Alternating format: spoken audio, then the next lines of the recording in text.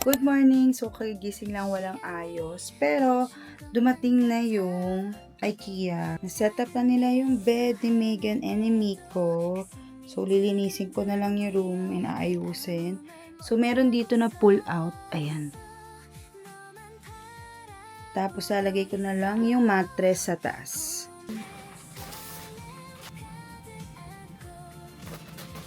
Dahan lang kasi syempre baka butasan natin.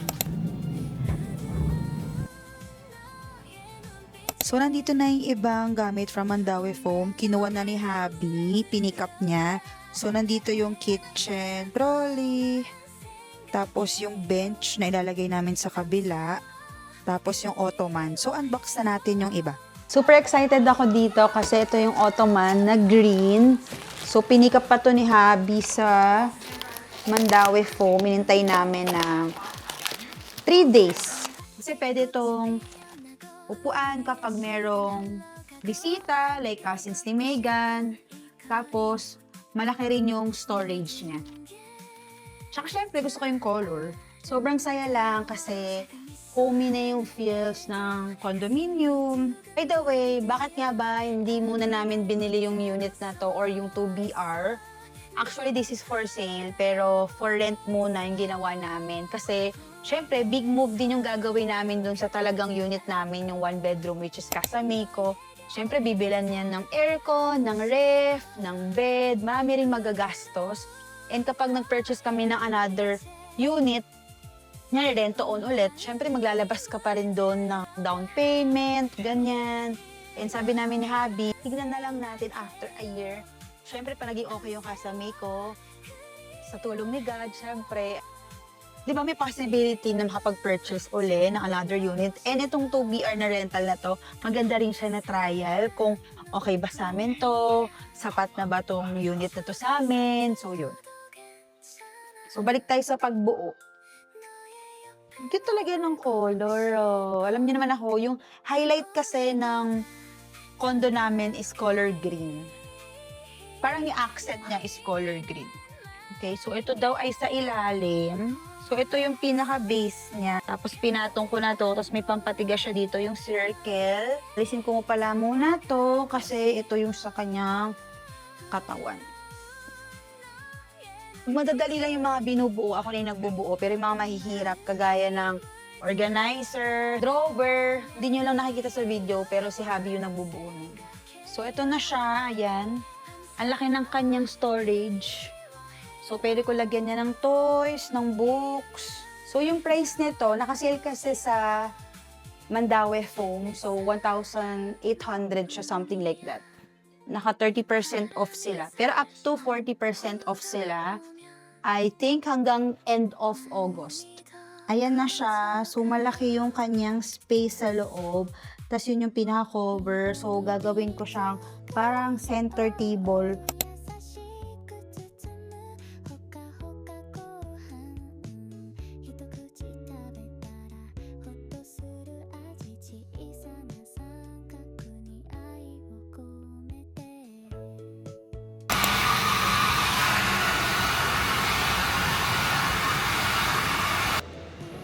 Medyo magayong dito sa part ng mata ko kasi nakagat ako ng langgam.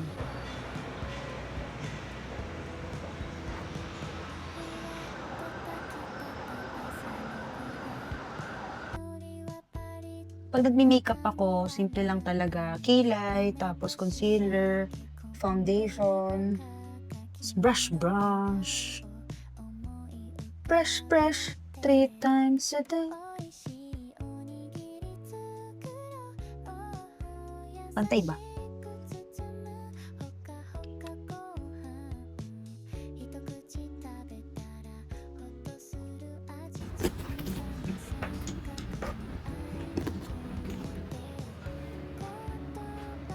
So, let's go. Sunduin na natin si Meg. Si Habi na lang magdadrive. Di na ako magdadrive. Punta kami high top.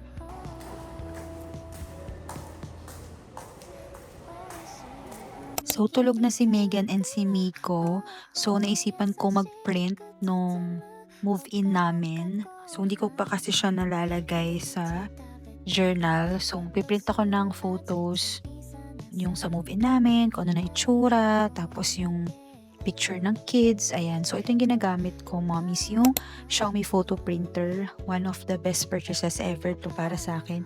Kasi kapag meron akong kailangang i-print na photo, ayan, mabilis lang. So, i-connect ko lang siya sa iPad ko, tapos magpiprint ako. So, madali lang naman to i-connect. Ang gagawin nyo lang, magda-download kayo ng Xiaomi Home app, tapos i-connect nyo sa Bluetooth sa phone or sa iPad. Tapos magpiprint na siya kagad. Okay, so sampulan natin. So, ganyan siya kapag sa app. So, pwede kayong mamili ng layout.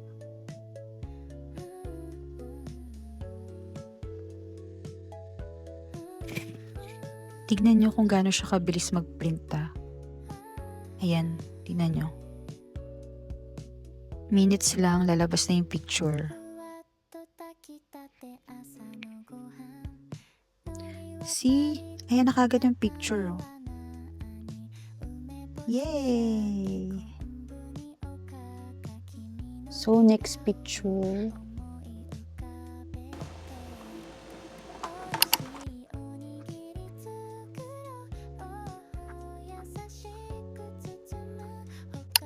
Chining!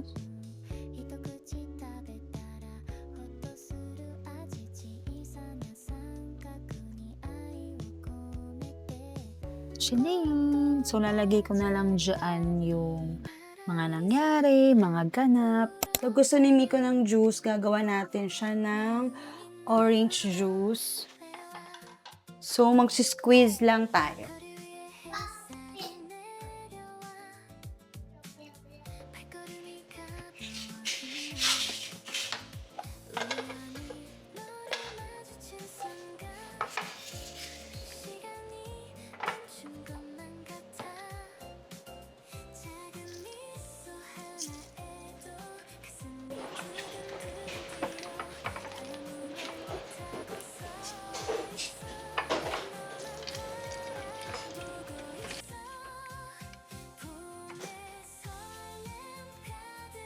So, nilagyan lang ng onting ice.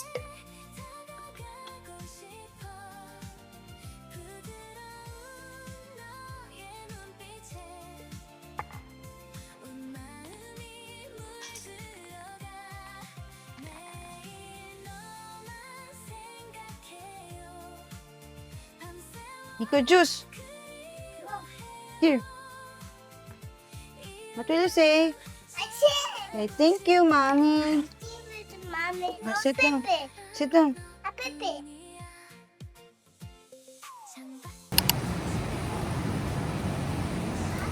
So, start na ng work.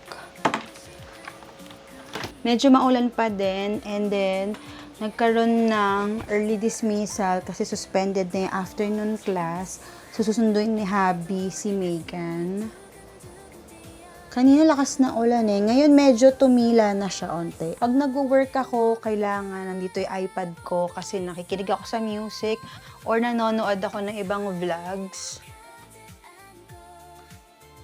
By the way, mommies and girlies, yung work ko pala, I am a brand and marketing manager. So, since 2013, marketing na talaga yung ginagawa ko. So, nag-work ako before sa copy ko, sa SM. So, ngayon, ang work ko naman is I work from home. Kachat ko yung pamangkin ko, mag-visit daw siya. 20 years old na yun eh. So, bila na lang siya nag-message at Ninang, punta ako dyan, tambay ako hanggang 5 o'clock. So, sa work ko, I manage yung social media campaigns, email campaigns. I also do graphic design and then content creation din for the client. So, papakita ko sa inyo yung aking setup. Hindi na akong ginagamit na MacBook Air kapag nag-work ako sa labas. Uuwi kami ng province.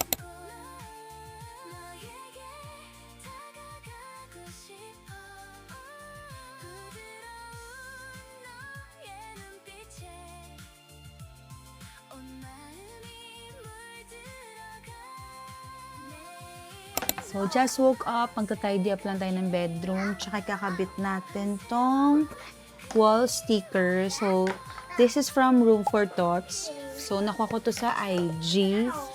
So, recyclable siya. Pwede nyong idikit anywhere, anytime. Ito yung ilalagay natin, rocket. Tapos merong height chart. Tapos may clouds siya ka stars.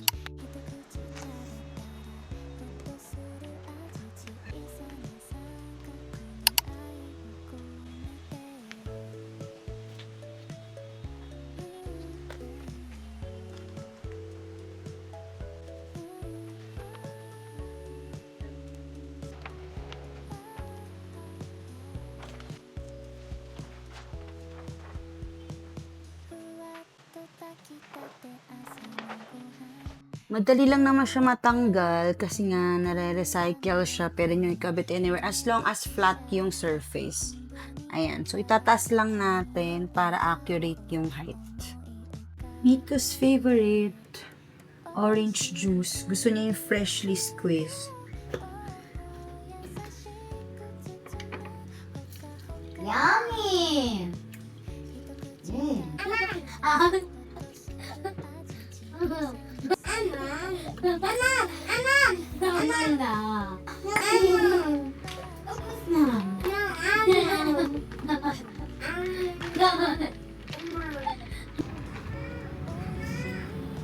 So, this is what my hair looks like. Kasi nagpa-haircut ako kahapon.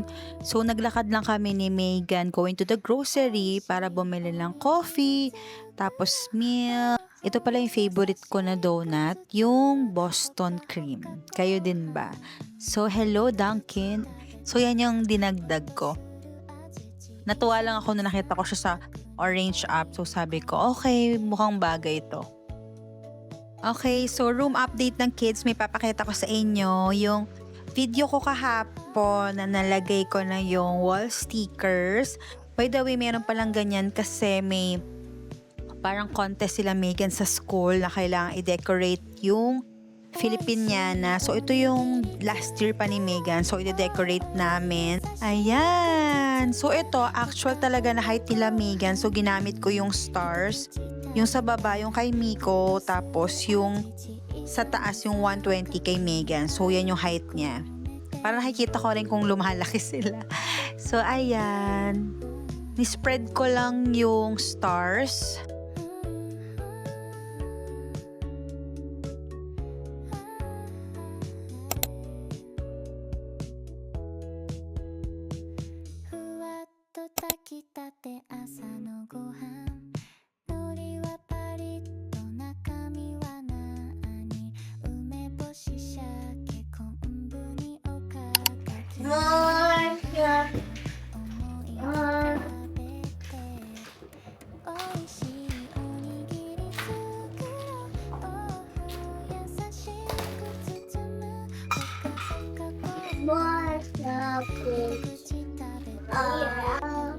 Come here, look!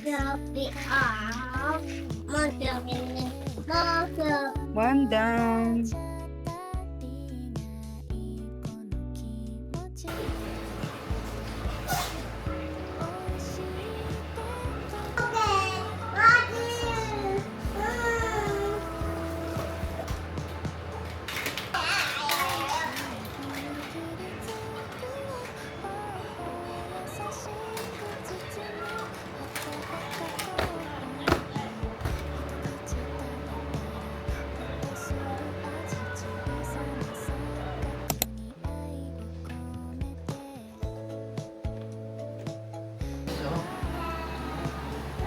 May kaboses mo si ano. What's my food?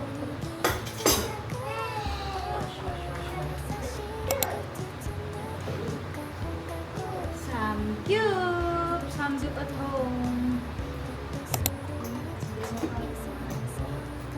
Hi, Mami.